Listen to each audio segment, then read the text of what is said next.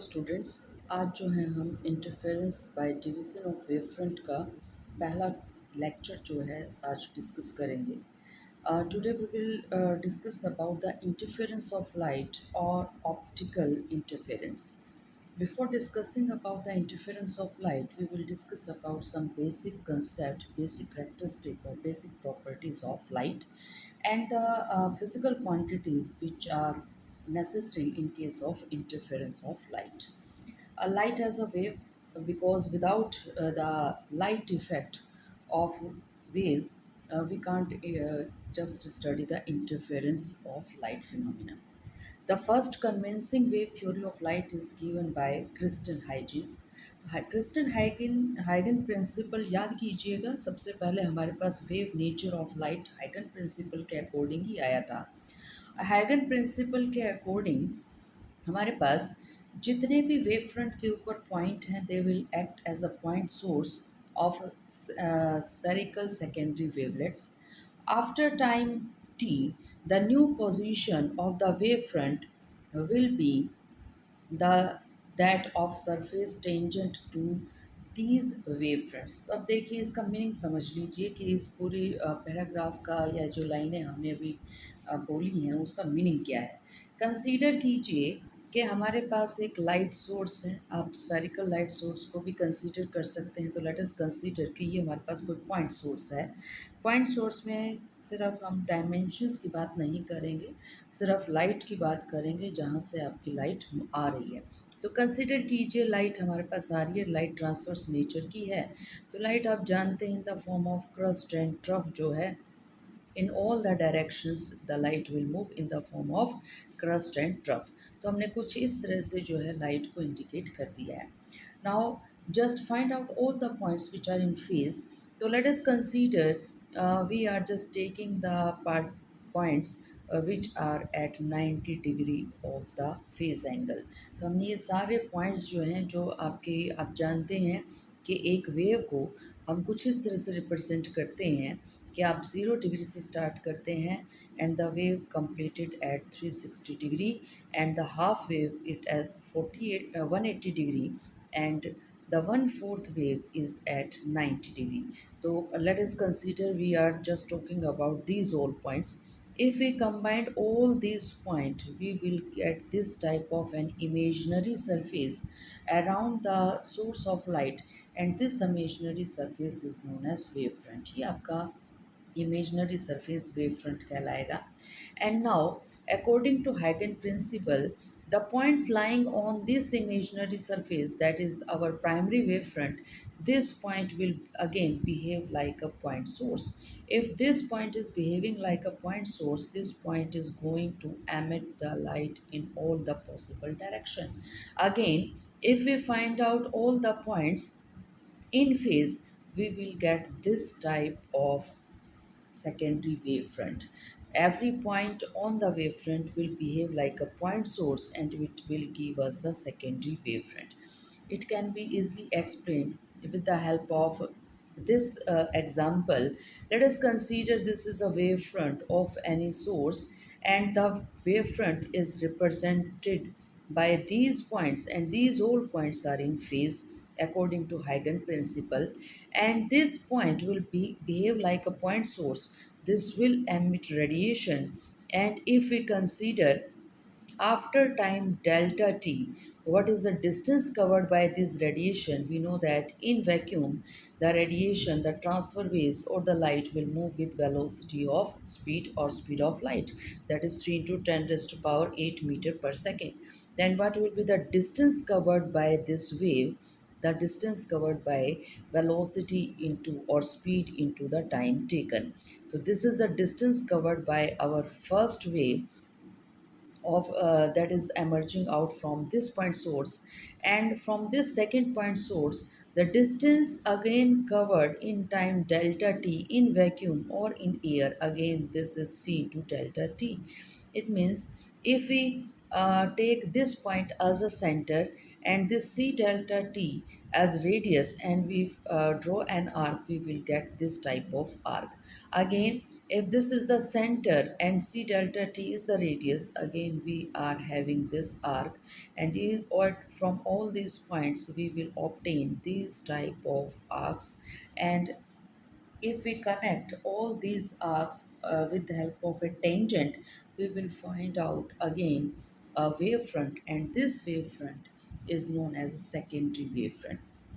Let us consider this wavefront. It is taken at t is equal to 0, and this is our primary wavefront, and the new position of the wavefront or at time delta t is represented by this wavefront.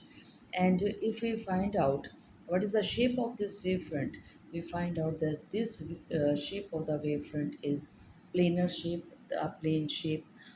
As we go away, far away from a spherical or point source, if we increase the radius, or we will move from primary wavefront to secondary to tertiary, we'll find out that this arc will become plane and plane, and we will, if we take a small portion of this wavefront, it will behave like a plane wavefront. तो आपको यहाँ से plane wavefront मिल जाएगा. तो plane wavefront आप spherical source से बहुत दूर ज़्यादा चले जाइए, या आप cylindrical source से बहुत ज़्यादा दूर चले जाइए. In both the cases you will get a plane wavefront. Huygens have principle, or Huygens theory have some limitation. According to Huygens principle, Huygens did not know about the nature of the light waves. अब उसको ये नहीं पता था whether the light waves are transfer waves और longitudinal waves. आप जानते हैं ट्रांसफ़र वेव्स को मीडियम की ज़रूरत नहीं होती. Whether on the another hand longitudinal waves require medium to move. Longitudinal waves जो है कंप्रेशन रेफ्रैक्शन की फॉर्म में मूव करते हैं, और transfer waves you know very well they move in the form of crust and trough. तो यहाँ पर जो है हाइगन्स प्रिंसिपल की या हाइगन थ्योरी की एक लिमिटेशन है. It does not know about the nature of the light waves, whether they are transverse in nature और longitudinal in nature. And also no knowledge about the speed and wavelength of light. तो यहाँ पर हमें speed का भी नहीं पता कि लाइट की स्पीड कितनी है, और हमें ये भी नहीं पता कि लाइट की वेवलेंथ किस तरह से निकालेंगे with the help of that is our Huygens principle. तो हाइगन प्रिंसिपल की ये दो लिमिटेशन होने की वजह से कि हमें वेवलेंथ का पता नहीं चल रहा, और हमें ये भी पता नहीं चल रहा कि स्पीड ऑफ लाइट क्या है. तो हमारे पास एक नई थ्योरी आई, और उस नई थ्योरी को मैक्सवेल ने दिया. And according to Maxwell, light are electromagnetic waves. ये हमारे इलेक्ट्रोमैग्नेटिक वेव्स हैं. तो मैक्सवेल थ्योरी के according a light wave is a harmonic electromagnetic wave consist of periodically varying electric and magnetic field. तो लगातार जो है हमारी इलेक्ट्रिक फील्ड और मैग्नेटिक फील्ड कॉन्टीन्यूसली जो है चेंज होती रहती है. और आप जानते हैं इलेक्ट्रिक फील्ड की जो डायरेक्शन रहेगी वाइब्रेशन की, that is perpendicular to the direction of vibration of magnetic field as well as the direction of propagation of light waves. तो जो हमारी तीन चीज़ें हैं, इलेक्ट्रिक फील्ड वेक्टर क्वांटिटी है, मैग्नेटिक फील्ड वेक्टर क्वांटिटी है, and the direction of propagation of light, that is also a vector quantity. All these three quantities are perpendicular to each other. तो ये हमारे perpendicular है. तो अब ये देखिएगा किस तरह से perpendicular है, कैसे हम शो कर सकते हैं. This is the diagram by which we can show our electromagnetic waves. और आप लाइट को, या कहिए कि विजिबल लाइट को, आप कुछ इस तरह से रिप्रेजेंट कर सकते हैं. अब इस डायग्राम में देखिएगा कि यहाँ पर हमने क्या शो करने की कोशिश की है कि जो वेव जा रही है वो जा रही है along z axis. The wave is moving along z axis. और जो इलेक्ट्रिक फील्ड है that is moving along y axis, वो हमारा वाई एक्सिस के अलोंग मूव कर रहा है. इसका मतलब जो इलेक्ट्रिक फील्ड है वो अलोंग पॉजिटिव वाई एक्सिस जाएगा, उतना ही नेगेटिव वाई एक्सिस पे जाएगा, फिर उतना ही पॉजिटिव पे जाएगा, या उतना ही नेगेटिव के ऊपर जाएगा. सिमिलरली यहाँ पर अगर आप मैग्नेटिक फील्ड को देखें, तो ये जो हमारे पास लाइन है, ये जो हमारी वेव है, ये रिप्रेजेंट कर रही है हमारी मैग्नेटिक फील्ड को. और अगर आप मैग्नेटिक फील्ड को देखें तो magnetic field is oscillating about x axis. वो एक्स एक्सिस के अबाउट क्या कर रही है, ऑसिलेट कर रही है. और आप यहाँ पर देखिएगा कि ये हमारे किस किस प्लेन के अंदर हैं। तो आप यहाँ पर अगर हम इलेक्ट्रिक फील्ड को रिप्रेजेंट करें, if this is our direction of propagation of our light and this is our y axis, तो हमारा जो इलेक्ट्रिक फील्ड है that is in this plane, यानी कि ये जो हमारा पेज है इसके प्लेन के अंदर है। इस प्लेन यानी कि पेज के अंदर ही जो इलेक्ट्रिक फील्ड है that is moving like that, वो हमारा इलेक्ट्रिक फील्ड कुछ इस तरह से मूव कर रहा है। सिमिलरली अगर यहाँ पर हम मैग्नेटिक फील्ड की बात करें, तो ये जो एक्स एक्सिस है, इस एक्सिस को आप कुछ इस तरह से दिखा सकते हैं कि that is emerging out of the paper, ये आपके पेपर के ऊपर इस तरह से परपेंडिकुलर है। तो हमारे पास ये रहा हमारा x axis, this is our z axis. तो ये जो मैग्नेटिक फील्ड है हमारा, जिसको हमने बी से यहाँ पर रिप्रेजेंट कर रखा है, आप इसको एच से भी रिप्रेजेंट कर सकते हैं।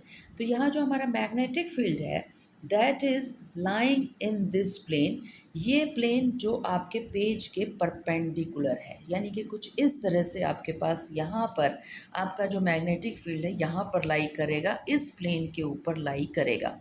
तो इसमें अगर आप देखेंगे the magnetic field is vibrating like this, तो आपका मैग्नेटिक फील्ड कुछ इस तरह से वाइब्रेट कर रहा है। तो अगर हम यहाँ पर दोबारा से इसको एक्सप्लेन करने की कोशिश करें कि इलेक्ट्रिक फील्ड कैसे दिखाएंगे, तो इलेक्ट्रिक फील्ड तो आप इस पेज के ऊपर ही दिखाएंगे। मैग्नेटिक फील्ड कैसे दिखाएंगे? मैग्नेटिक फील्ड आप इस पेज से बाहर की तरफ निकलता हुआ और इस पेज के अंदर जाता हुआ दिखाएंगे। और आपकी वेव कहाँ जा रही है? वेव आपकी आगे की तरफ जा रही है।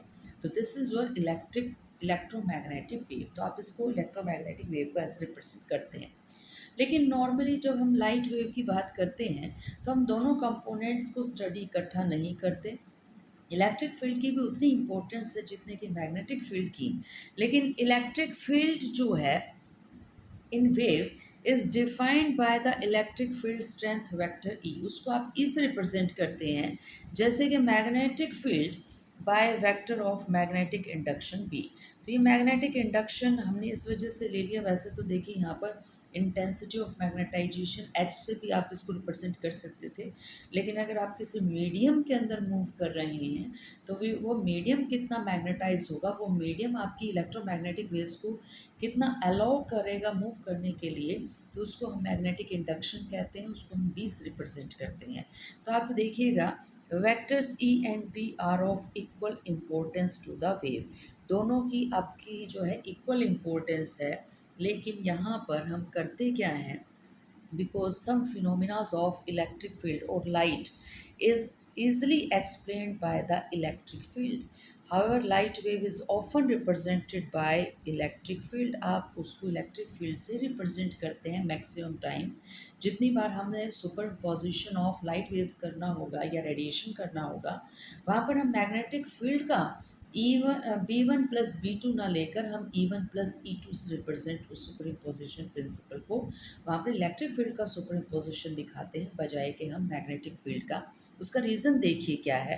As many effects of light, that is photo electric effect, photochemical effect, are mostly due to electric field vector. तो आपके जो मोस्टली जो हैं जितना भी इफेक्ट होता है लाइट का, behaviour of light, it mostly depends upon the electric vector. तो इलेक्ट्रिक फील्ड वेक्टर जितना काम करता है या मैक्सिमम प्रॉपर्टीज़ इशू करता है, उतना मैग्नेटिक फील्ड से हम रिप्रेजेंट नहीं कर पाते। तो इसी वजह से जो इलेक्ट्रिक फील्ड है उससे को ही हम बार बार जब भी इलेक्ट्रोमैग्नेटिक वेव्स का सुपर इम्पोजिशन दिखाएंगे तो वहाँ पर हम मैग्नेटिक फील्ड को तो नेगलेक्ट कर देते हैं, वहाँ पर सुपर इम्पोजिशन किसका दिखाते हैं? इलेक्ट्रिक फील्ड का दिखाते हैं। तो अब देखिएगा ये जो हमने इलेक्ट्रोमैग्नेटिक वेव्स ली हैं, इन इलेक्ट्रोमैग्नेटिक वेव्स की क्या क्या करेक्टरिस्टिक हैं और ये हमारे सुपर इम्पोजिशन प्रिंसिपल में हमें किस तरह से हेल्प करने वाली है। तो electric field E is often referred as light vector, light vector से कह सकते हैं आप इसको। इसको आप ऑप्टिकल वेक्टर भी कह सकते हैं। Optics means the study of light. तो लाइट वेक्टर से रिप्रेजेंट कीजिए या ऑप्टिकल वेक्टर कह दीजिए। The electric field is known as optical field, तो आप इसको ऑप्टिकल फील्ड भी कह सकते हैं। आप इसका एक नाम और भी दे सकते हैं, रेडिएशन फील्ड भी कह सकते हैं, वेव फील्ड भी कह सकते हैं, लाइट फील्ड भी कह सकते हैं। All are the names of electric field, क्योंकि इलेक्ट्रिक फील्ड की इलेक्ट्रिक फील्ड जो है वो लाइट की, यानी कि हमारे इलेक्ट्रोमैग्नेटिक वेव्स की मैक्सिमम प्रॉपर्टीज़ को एक्सप्लेन कर देता है। इसीलिए हमने इलेक्ट्रिक फील्ड को कंसीडर करेंगे हर जगह, मैग्नेटिक फील्ड को वहाँ पर हम नेगलेक्ट कर देंगे। Light wave mathematically represented by like this, E is equal to E note sign के Z minus omega T. Z जो देखिए वो हमारी रिप्रेजेंट कर रही है कि वाइब्रेट तो हमारी इलेक्ट्रिक फील्ड कर रही थी वाई और जेड प्लेन के अंदर, लेकिन आप देखिए प्रोपगेट किस डायरेक्शन में कर रही है, प्रोपगेट कर रही है हमारी वेव जेड डायरेक्शन के अंदर। तो इसलिए हमने यहाँ पर जेड रिप्रेजेंट किया है। के हमारा वेव वेक्टर है, के से हमें किसका पता चलता है, हमें वेवलेंथ का पता चलता है। K is equal to 2 pi upon lambda. Omega को आप जानते हैं, that is our angular frequency, and we can find out very easily linear frequency with the help of omega, that is angular frequency.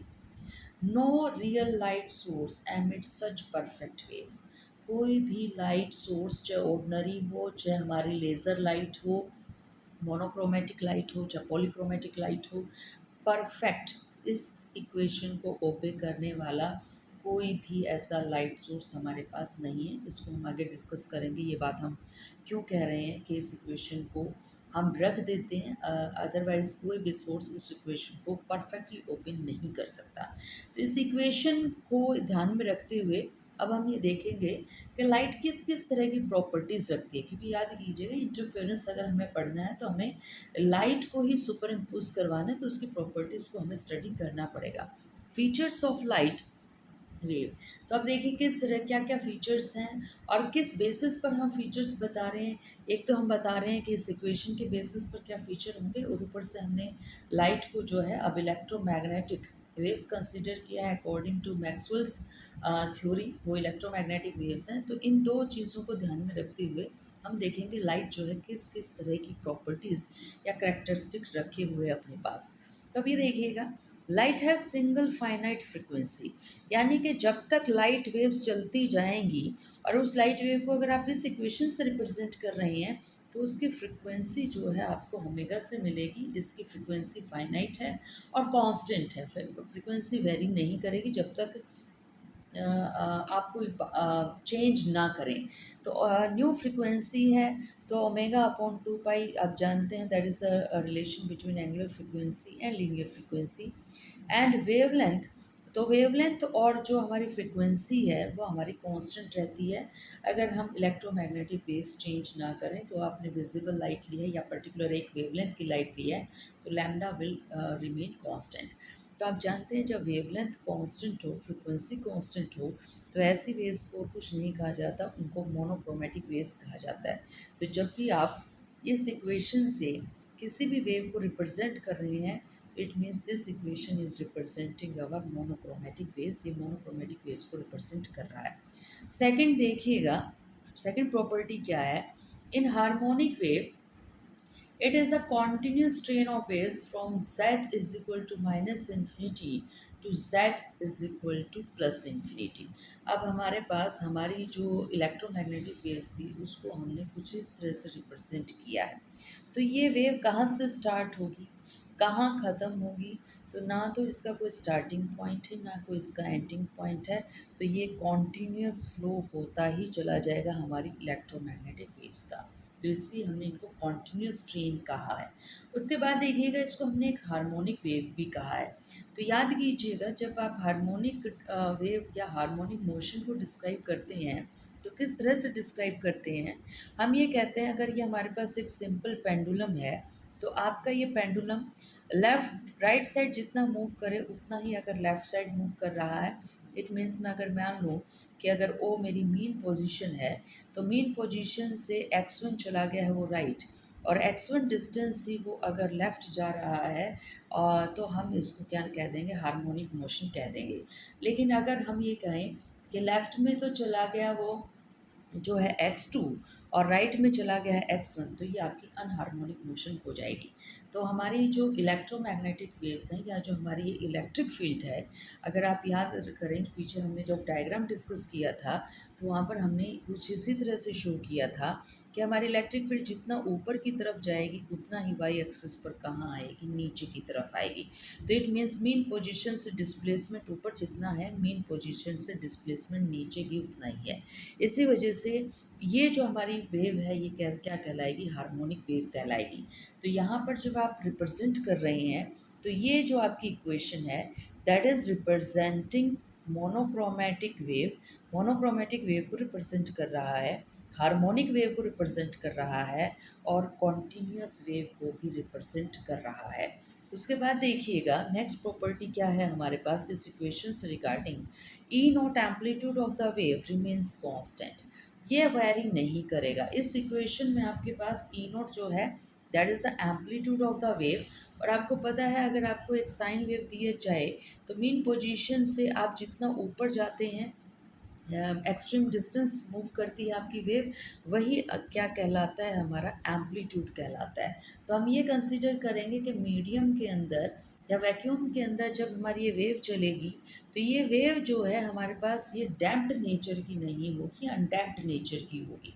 Undamped nature की wave कौन सी होती है, जिनका amplitude या जिनकी जो एनर्जी है वो वहाँ पर आपकी जो है डेस्पेट ना हो, वो वहाँ पर आपकी एनर्जी लगातार मीडियम जो है एब्जॉर्ब नहीं करेगा।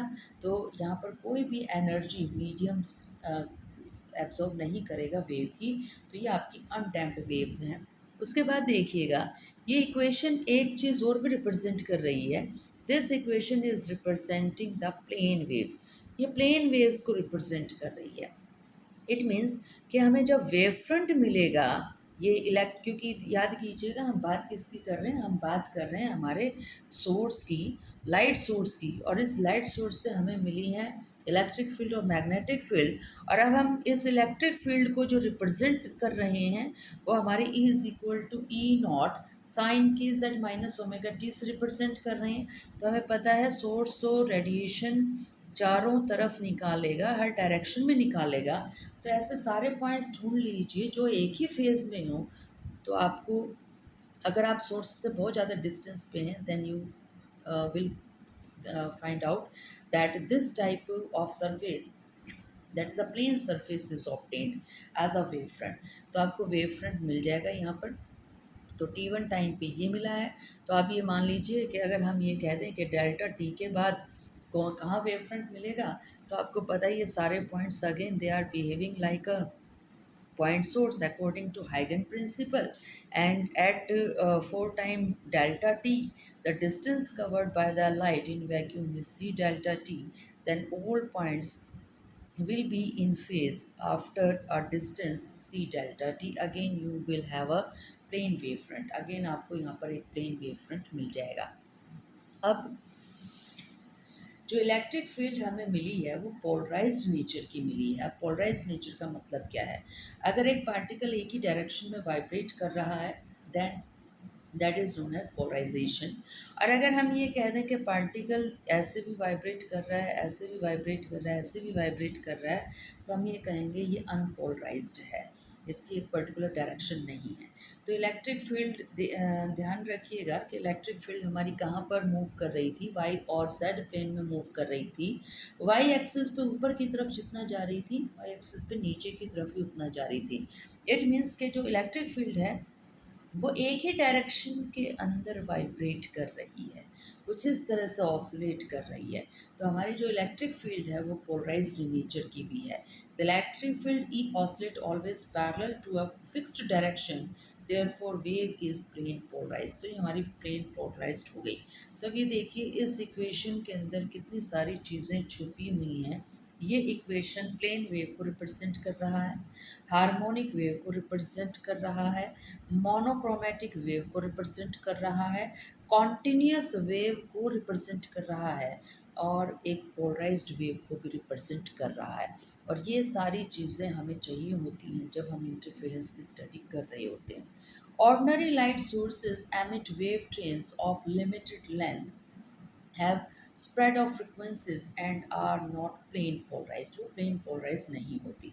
अब यहाँ पर हम ऑर्डिनरी लाइट की जो बात कर रहे हैं तो हमारी जो ट्यूबलाइट है, बल्ब हैं, एलईडीज़ हैं, they all are the source of ordinary light, वो सारे के सारे ऑर्डिनरी लाइट का सोर्स हैं।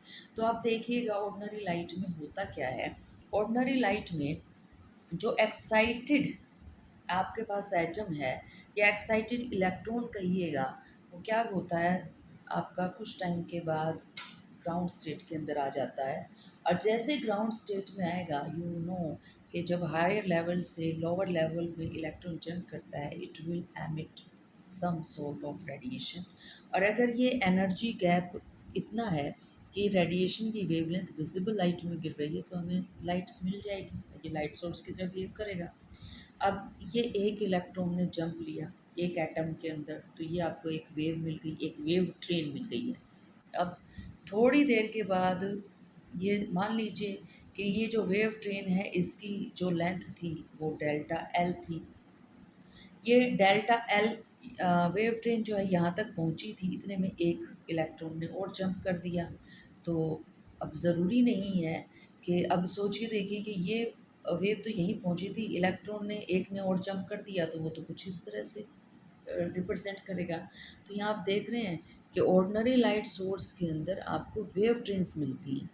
अब यहाँ पर जब हम रिप्रेजेंट कर रहे हैं कि एक वेव हमें मिल गई, तो आपकी इलेक्ट्रिक फील्ड की डायरेक्शन एक वेव की दूसरी वेव के में भी इक्वल हो भी सकती है और नहीं भी हो सकती। अगर हो गई तो पोलराइज्ड है, और अगर नहीं हुई तो वो क्या हो जाएगी, अनपोलराइज्ड हो जाएगी। तो ऑर्डिनरी सोर्स में आपको छोटी छोटी वेवलेट्स मिलती हैं, तो आपको कॉन्टिन्यूस सोर्स नहीं मिलता। और ये इनका जो मार्जिन है जो आपके पास वेव ट्रेन का, वो आपको 10⁻⁻8 सेकंड तक आपको एक वेव ट्रेन मिलती है। तो अब सोच के देखिएगा कि हमें एक वेव ट्रेन मिली 10⁻⁻8 सेकंड पर, उसके बाद एक ट्रेन और मिल गई 10⁻⁸ सेकंड पे। तो हमारी आइज़ जो है ना वो डिफ्रेंशिएट नहीं कर पाती इतने छोटे से टाइम को, तो हमें तो ये लगता है वो वेव्स इकट्ठी ही चले जा रही हैं। तो इसीलिए जब आप लाइट ट्यूबलाइट देखिएगा, बल्ब देखिएगा, तो वहाँ पर आपको फ्लक्चुएशंस नहीं दिखाई दे रही। जब, क्योंकि हम तो ये कह रहे हैं कि आपको एक वेव के बाद दूसरी वेव मिल रही है, लेकिन इनके बीच का जो टाइम पीरियड है वो बहुत कम है, ये हम डिस्टिंग्विश नहीं कर पाता। हमारे पास हमारी जो आइज़ हैं वो इस बहुत स्मॉल टाइम को डिस्टिंग्विश नहीं कर पा रही, तो इसलिए ऑर्डिनरी सोर्स भी हमें कॉन्टिन्यूस सोर्स ऑफ लाइट नज़र आता है। तो ये the common light source emit a continuous distribution of wavelength, तो इसलिए हमें वो नज़र आ रहा है जबकि वो है नहीं। अब सोडियम लैंप देखिए 5893, हमने यहाँ पर जो है एवरेज वेवलेंथ ले ली है, येलो कलर की लाइट एमिट होती है सोडियम लैंप से। Helium neon laser lamp 6328 Armstrong की रेड कलर की जो है लाइट को एमिट करता है। तो ये जो हमारे सोडियम लैंप हैं, जो हमारे हीलियम नियॉन लेज़र हैं, ये मोनोक्रोमेटिक सोर्स हैं। तो मोनोक्रोमेटिक सोर्सेज जो हैं, they are more plane polarized as compared to your common light। तो इसी वजह से हम जो है सोडियम लैंप को या फिर हमारे monochromatic source helium neon laser को ही इंटरफेरेंस फिनोमिना में यूज़ करते हैं, क्योंकि यहाँ पर जो हमें लाइट मिलती है वो कोहेरेंट नेचर की मिलती है। तो कोहेरेंस क्या होती है, क्योंकि आपको पता है कि इंटरफेरेंस फिनोमिना में अगर लाइट कोहेरेंट नेचर की नहीं है तो इंटरफेरेंस का फिनोमेनन नहीं होगा। तो आज जो है इस टॉपिक को हम यहीं ख़त्म करते हैं। तो आज हमने देखिए क्या क्या पढ़ा है। हमने हाइगन्स प्रिंसिपल देखा। हाइगन प्रिंसिपल की थ्योरी जो है वो इंटरफेरेंस को टोटली एक्सप्लेन नहीं कर पा रही, तो इस वजह से मैक्सवेल्स की जो इलेक्ट्रोमैग्नेटिक वेव थ्योरी थी उसको हमने कंसीडर किया। और हमने ये देखा कि इलेक्ट्रिक फील्ड और मैग्नेटिक फील्ड में हमें जब इलेक्ट्रोमैग्नेटिक फील्ड को रिप्रेजेंट कर रहा है, हम जो है इलेक्ट्रिक फील्ड से रिप्रेजेंट करना उसको पसंद करेंगे। और जिस इक्वेशन से हम रिप्रेजेंट करते हैं वो इक्वेशन सिर्फ एक ही करेक्टरिस्टिक नहीं बताती वेव की, वो वेव की टोटल इन्फॉर्मेशन हमें दे देती है। तो कॉमन सोर्स जो है उससे हमें प्लेन पोलराइज लाइट नहीं मिलती, और जो हमारा मोनोक्रोमेटिक सोर्स है वहाँ से हमें प्लेन पोलराइज लाइट और मोनोक्रोमेटिक लाइट यानी कि लाइट ऑफ सिंगल वेवलेंथ और कोहेरेंट लाइट हमें मिलती है।